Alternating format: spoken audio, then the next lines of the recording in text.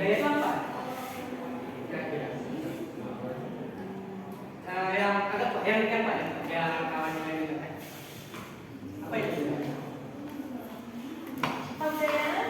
Budaya menurut saya. Ini kan berbudaya benar kan? Kebudayaan kan?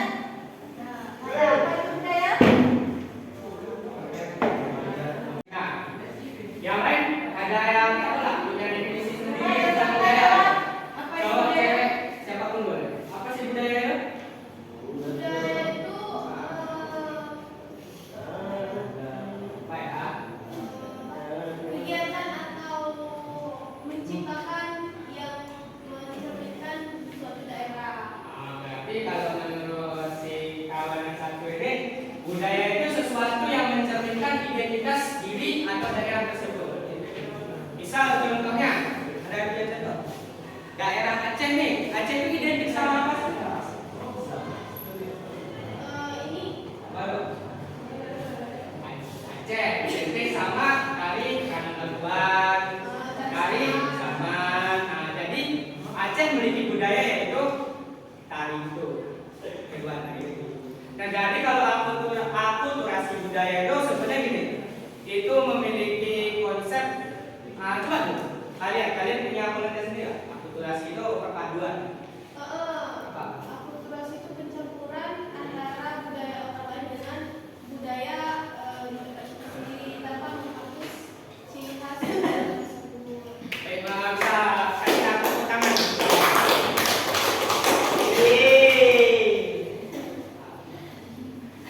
Jadi pada materi kita hari ini itu kita akan masuk atau membahas tentang temanya yaitu masuknya Islam ke Indonesia.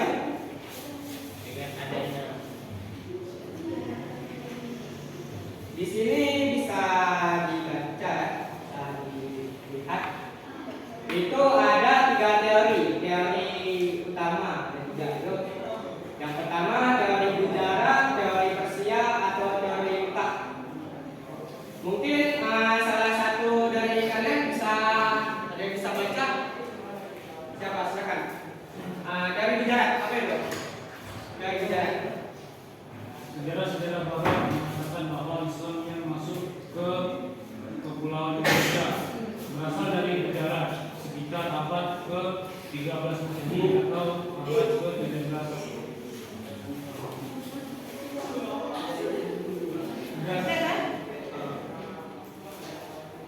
Didasarkan pada batu tulisan Sultan Malik Al-Saleh yang wafat pada 17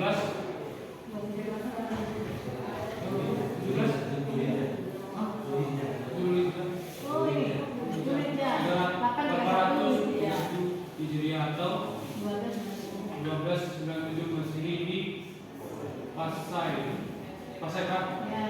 Pasai Aceh, di mana batu nisan di Pasai dan makam Maulana Malik Ibrahim yang wafat pada tahun 1419 di Gresik, Jawa Timur memiliki bentuk yang sama dengan batu nisan yang terdapat di Rambai, Gujarat. Coba perhatikan semua teori pertama. Kita ada. Teori pertama itu mengatakan bahwa itu ada namanya teori Gujarat. Di sini teori Gujarat sendiri itu dikemukakan oleh para sejarah-sejarah sejarah, gitu kan? Apa sih katanya? Katanya itu Islam masuk ke Kepulauan Indonesia itu berasal dari Gujarat. Itu sekitar abad ke-13 Masehi atau abad ke-7 Hijriah. Apa sih dasar dari teori tersebut? Nah, dasar dari teori tersebut ya ditemukannya batu nisan Sultan Malik Al-Saleh yang wafat pada 17 Zulhijjah 1431 Hijriah atau 1297 Masehi di Pasai Aceh. Di mana batu nisan di Pasai dan makam Maulana Malik Ibrahim yang wafat tahun 1416 di Gresik, Jawa Timur itu memiliki bentuk yang sama pada batu nisan yang terdapat di Kamboy, Gujarat. Itu salah satu penguat dari teori tersebut ya. Nanti ada beberapa penguat dari teori Gujarat ini mungkin akan kita bahas di waktu tersendiri. Yang kedua ada teori Persia. Lanjut di sini siapa yang mau baca?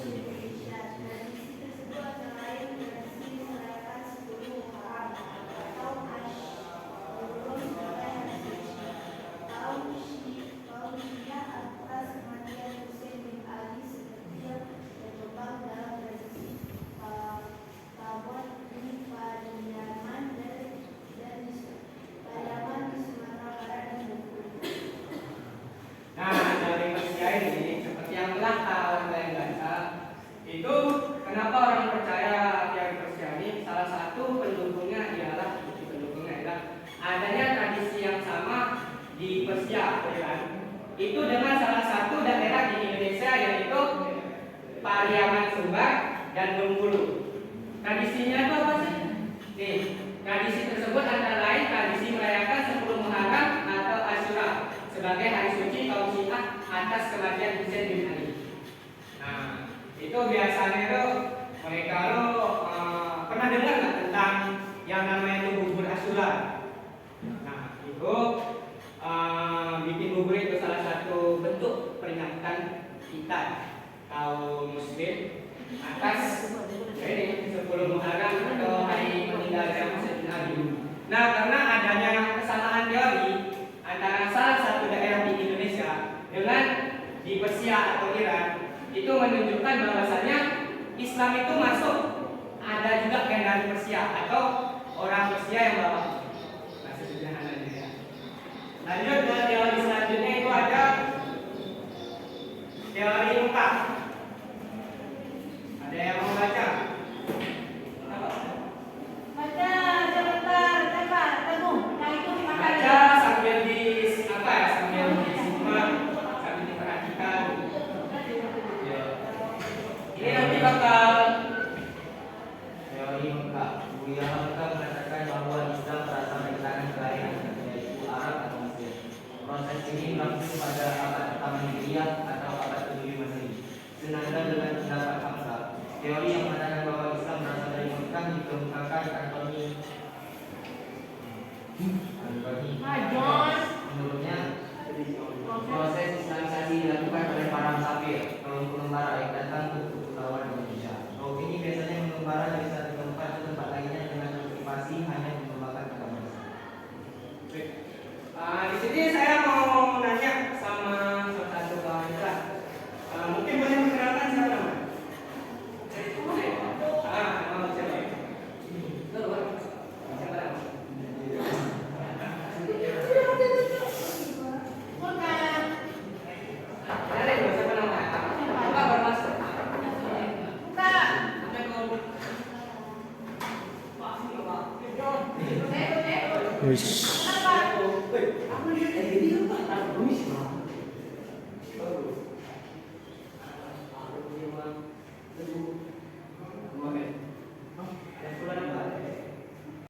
Karena itu asalnya Nabi Muhammad. Nah, zaman Nabi Muhammad sama zaman keluarga Nabi Muhammad itu entah identik sama apa?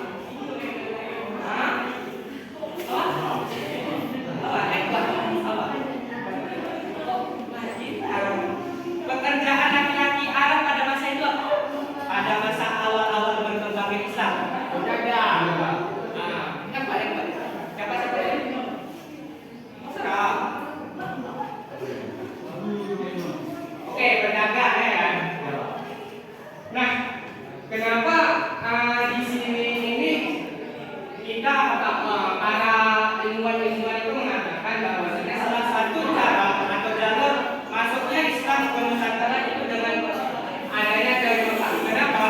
Pada masa itu Islam itu dari Jazirah Arab itulah identiknya yang namanya mengembangkan wilayah. Mengembangkan wilayah itu banyak tujuannya. Salah satunya yaitu menyebarkan agama Islam. Menyebarkan agama Islam ini dengan cara apa? Ada beberapa cara, salah satunya ialah dengan berdagang. Nah, para pedagang Arab pada masa itu untuk menyebarkan agama Islam mereka itu pergi ke berbagai penjuru dunia, itu termasuk ada di China, ada di Indonesia. Baru ini kalian ada apa? Ada lewat di FYP TikTok kalian? Itu tentang ditemukannya salah satu makam Nabi di tembok Cina. Ada lewat nggak? Nah itu kalian nggak punya pertanyaan di benak saya nggak? Kalau saya itu nanya justru gini, itu nabinya yang main ke Cina apa nabinya yang orang Cina?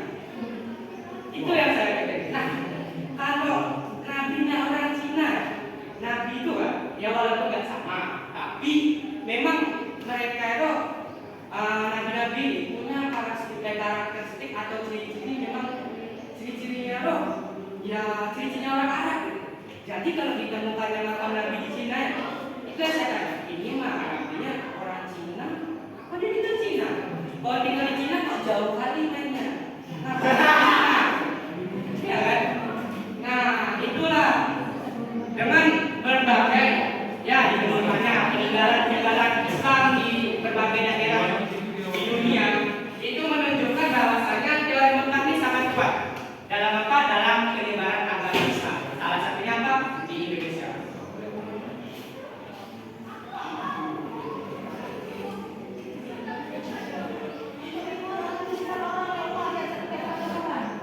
Nah, ini tentang bukti-bukti apa nih teori masuknya Islam.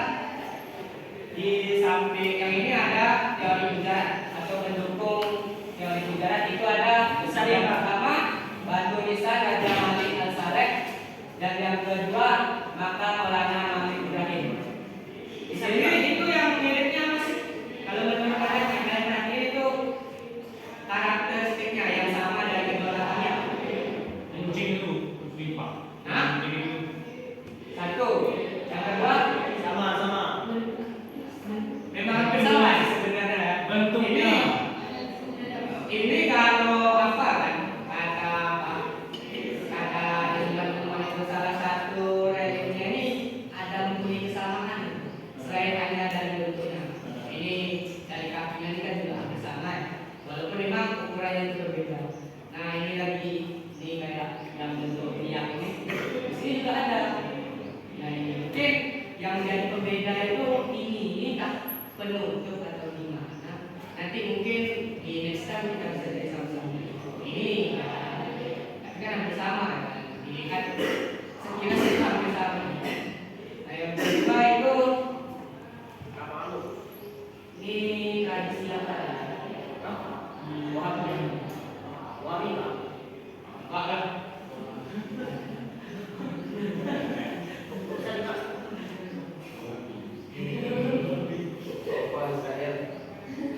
Yang ini tradisi sebelah Sunda. Iya. Yang sebelah kanan itu di Irannya, yang sebelah kiri itu di Pariaman, di Bukit Tinggi itu. Perbandingan, iya Bu. Itu semacam pawai gitu Bu. Menyambut hari ini, hari raya mereka. Tradisi di berbagai daerah mengenai peringatan hari besar Islam. Salah satunya itu meninggalnya Sayyidina Nabi.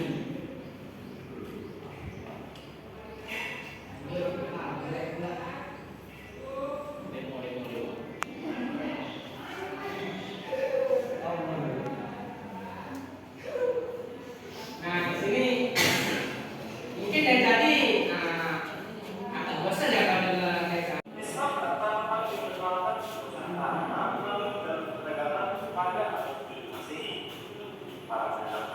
Apa yang perlu dicatat sebenarnya catatan.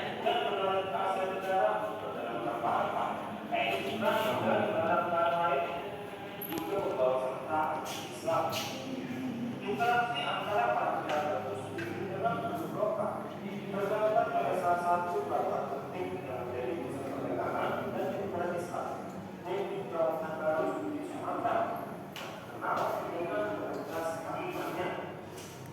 Pada abad 13, orang Islam semakin menguat seiring dengan pendidikan dan Islam yang bersisir di tanah Sumatera sebagai kesultanan yang terasai. Kerajaan ini memiliki pusat ajaran Islam dan perdagangan Islam. Saudara Pak Sri, sering mengulangi perdagangan dan perdagangan di India dan semakin kuat posisi Islam di Nusantara. Antara kerajaan ini, para orang Islam yang menjadi pertama negara ini sejaknya. Dalam bidang di Sumatera, Islam juga menerima pejabat Kalimantan, Sulawesi, dan daerah lainnya salah satu kuncinya adalah para agama dan wali yang dikenal dengan Al-Sama. Para wali bukan hanya kepada Islam, tapi juga mengintegrasikan nilai Islam dalam budaya lokal. Mereka menggunakan pendekatan yang bijak dengan akomodasi visi desa setempat dalam dakwah. Peran Sopo besar dalam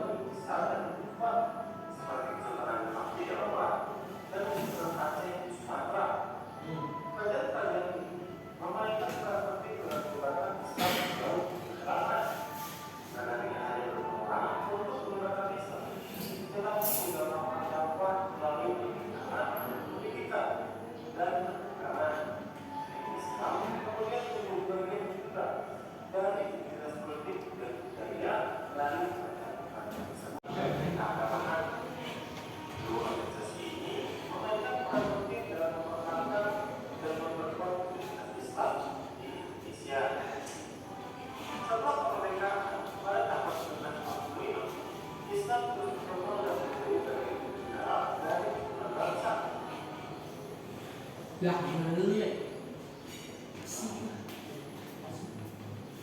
Jadi kan jelek. Islam Nusantara. Oke, sini saya minta kalian bentuk 4 kelompok dengan anggota 3 orang. Campur ya soalnya. Cek ya. Tiga, 4. Ya. Pukul aja.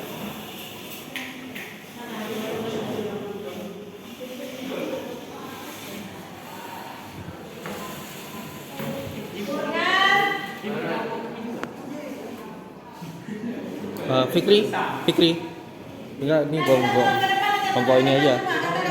Maju Iwan ke depan. Maju Fakri Fikri ke depan. Ada kaki yang Ya. Lagi waktu.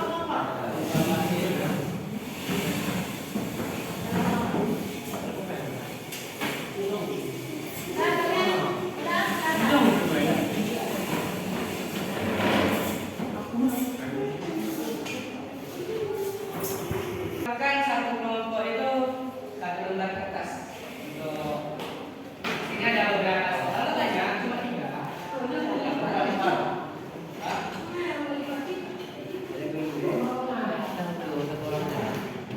Tulis kelompok berapa, nama anggota,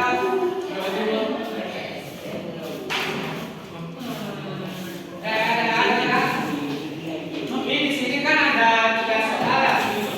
3 soal tadi ini materi kan terkait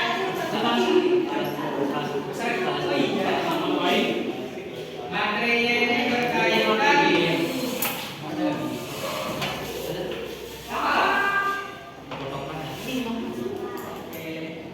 ini materinya ini berkaitan sama video yang kalian tonton, sama buku paket yang kalian pakai sekarang ini. Sumbernya ada juga. Sama satu lagi, biar mempermudah sumbernya kalian bisa pakai HP ya. Hah? Tapi jangan dari GPT ya. Dari dari lo berat dari udah dikerjakan, ada di video. kan Semua mengerjakan. Beda-beda nih, ada beda-beda. kelompok berapa? Anggota kelompok. Ini 1, 2, 3, 4. Dah.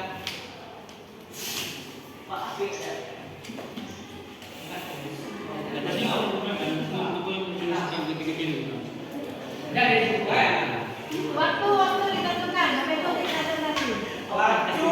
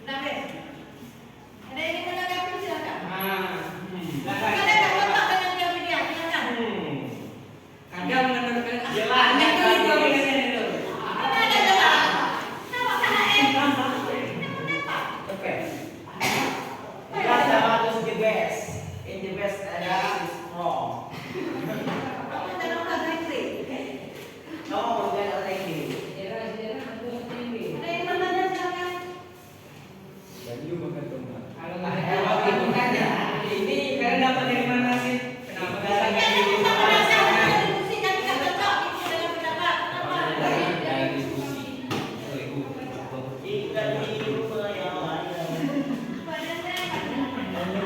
Kenapa? Jadi semua lah apa ya? Menunjukkan untuk menyelesaikan tugas dari saya. Boleh tepuk tangan untuk kita semua. Mungkin untuk saya sebelum kita mulai ada sesi evaluasi sedikit dari saya. Di sini kalau untuk evaluasi masalah mengenai soal dan jawaban kita masing-masing ya mungkin begitulah adanya. Tapi di sini saya akan mengevaluasi sedikit masalah di mana kondisi kita dalam bulan pada saat ini. Kenapa tadi adik-adik nggak bisa jawab itu menurut saya kenapa? Itu padahal gimana? Itu sudah saya cari soal yang dimana itu baturan tipe dasar. Dasar tahu kan sifatnya itu mudah sekali. Kenapa kita tidak bisa menjawabnya? Mungkin bisa kita jawab tadi, tapi ya gimana ya? Jangankan sempurna, mendekati cukup itu belum. Kalau menurut saya, kenapa? Ya karena inilah kondisi kelas kita. Kadang kita jangankan kita ngomong ada guru kadang kita buat asik sendiri. Bahkan kita apa lagi ngomong lah kita asik sendiri. Kalau ngomongin masa muda, masa anak SMA, duluan saya ngerasain, jujur, duluan saya ngerasain, duluan apa-apa, duluan ibu juga, semuanya pernah nakal. Tapi jujur, saya nggak nyangka aja ya, kenapa sekarang ini bahkan maaf cakap untuk ukuran sopan santun itu udah sangat rendah kali sekarang. Zaman-zaman dulu kan nggak ada orang nakal deh, bukan nggak ada orang preman gitu. Ada, betul kan? Ada. Cuma plusnya mereka terkadang mereka lebih menghargai orang tua. Atau yang kedua dibanding kita sekarang. Itu satu. Kenapa kita malah mendapatkan kesulitan untuk menjawab soal ini? Jangan belajar. Sebelum kita belajar ini, satu kunci pertama itu menghargai guru kita. Kenapa? Adab lebih tinggi daripada ilmu. Ya kalau kita nggak ada adab, susah-susah apapun kalian gimana? Kalau kalian nggak menghargai guru kalian di depan, ilmu itu pecah, nggak bakalan masuk. Tapi kalau kunci pertama udah kalian jalankan, kalian hargai langsung. Kalian hargai mungkin nanti di kesempatan di waktu umur kalian masih panjang, kalian ngerasain masuk abang-abang kakak-kakak PPL dari seberapa dari kampus lain kami. Tolong kalian hargai. Nah, jika kalian udah jalani satu kunci itu, kalian jalani kunci kedua, itu kalian simak, kalian perhati materi. Itu jangankan, insya Allah, jangankan hanya untuk jawab pertanyaan sebenarnya, jangankan untuk jawab pertanyaan kelas soal biasa, mungkin event-event besar kalian bisa. Itu aja kuncinya, menghargai orang, belajar. Nah, mungkin cukup dari saya. Maaf apabila ada salah kata atau nggak enak kata dari saya pribadi, ya saya hanya manusia biasa, saya mohon maaf. Dan bahkan itu nanti urusan kita pribadi sama urusan saya dan saya akhiri dengan